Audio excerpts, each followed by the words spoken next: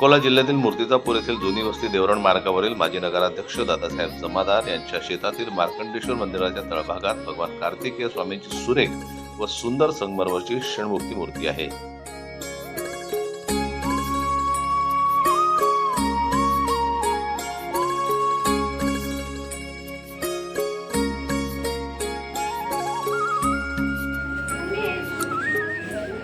दरवर्षी पौर्णिमेला व कृतिका नक्षत्रात हजारोच्या संख्येने भाविक इथे येतात। हा दुर्मिळ दर्शनाचा 15 नोव्हेंबर रोजी दुर्लभ क्षण आला। मूर्तिजापूर येथील मंदिरात दरवर्षी आंध्र प्रदेश, मध्य प्रदेश व महाराष्ट्रातील विविध भागातून भाविक दर्शनासाठी येत असतात। हे धार्मिक स्थळ कानपूरचे नागा निर्माण महाराज, अक्कलकोटचे स्वामी समर्थ महाराजांच्या व्यासपीठावर विराजमान चतुर्थ महाराज, गजानन महाराज, चिखलीचे संत मौनीबाबा, मूर्तिजापूरचे संत बद्रीनाथ महाराज आदींच्या सहवासाने पावन झालेले आहे।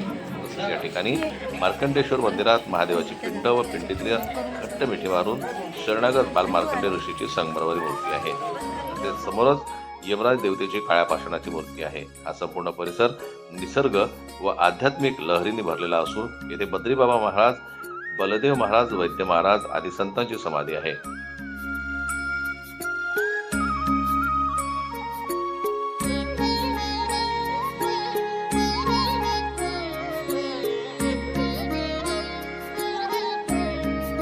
कार्तिक स्वामीचं मंदिर हे जुनं पुराणं जरी असलं तरी पण 1948 सालाच्या अगोदरपासून इथे मूर्तिजापूरचे प्रथम नगराध्यक्ष विठ्ठलराव जमादार यांच्या ते नैपुत्रिक होते। त्यांना फक्त मुलीच होत्या, मुलं नव्हते। त्यांनी खूप उपवास केलेत, व्रत वैकल्य केलेत, पण त्यांना मुलगा होत नसता, वारसदार म्हणून पाहिजे होता। म्हणून त्यांनी ह्या मंदिरामध्ये कुणीतरी यावं, कुणीतरी संत महात्मा दर्शन घ्यावं असे ते विचारत होते। ते विचारत असताना मूर्तिजापूर रेल्वे स्थानकावर एक संन्यासी गृहस्थ रेल्वेच्या बेंचवर बसल्याला दिसला। त्यांनी आग्रह करून नमस्कार करून त्यांना घरी बोलवलं। ते यायला तयार नव्हते, तरी पण त्यांना बंडी बोलवून, तेव्हा बंडी होती, ती बंडी करून त्यांना घरी आणलं। त्यांची गादी त्यांच्या घरात बसवलेली आजही पाहायला मिळते। इथून जवळ 10 मिनिटाच्या अंतरावर त्यांचं घर आहे। त्या गादीवर ते जवळजवळ 1 ते 2 महिनेपर्यंत त्यांच्या सेवेत होते।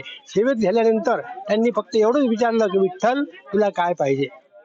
त्यांनी सांगितलं की मला काहीच नको आहे, धनधान्य संपन्न मी आहे, भरपूर शेती माझ्याकडे आहे, पण माझ्या इष्टीला वारसदार म्हणून मला पुत्र हवा आहे। तरी मी लवकरच तुला पुत्र होईल।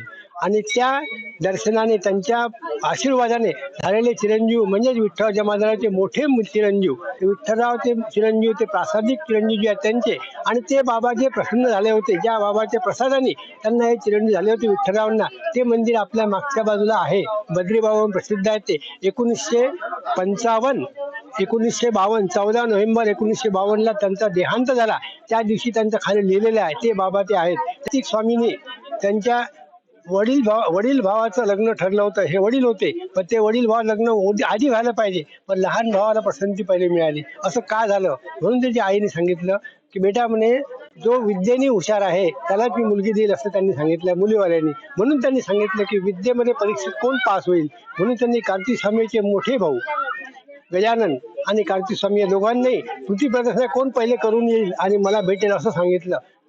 ते गोल प्रदक्षिणा मारायला निघाले तर गणपतीचं वाहन उंदीर आणि कार्तिक स्वामीचं वाहन हंस, त्या हंसावर बसून दोघेही चक्र मारायला पृथ्वी प्रदक्षिणा। गणपती पृथ्वी प्रदक्षिणा मारून येणार होते, अगोदर कार्तिक स्वामी पूर्ण त्याच्या मोरावर बसून पूर्ण करून आले।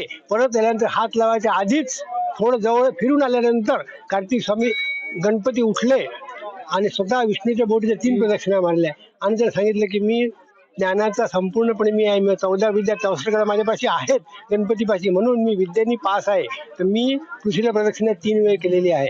म्हणून त्याला सांगितलं की ज्यांची भगवान कार्तिकेयच्या दर्शनासाठी मुहूर्त हा ठरलेला असतो। कार्तिकी पौर्णिमा या मुहूर्तावर दरवर्षी मंदिराच्या गाभाऱ्यात नैसर्गिक प्रवाहाने पाणी साचतं, याची माहिती आहे। शुक्रवारी कृतिका नक्षत्रात एका दिवसासाठी मंदिर दिवसभर दर्शनासाठी उघडले गेले व संध्याकाळी 7 नंतर मंदिर बंद करण्यात आले, अशी माहिती मंदिराचे ट्रस्टी मनीष जमादार यांनी दिली। Sanjay Umak, Janmat live news, Akola.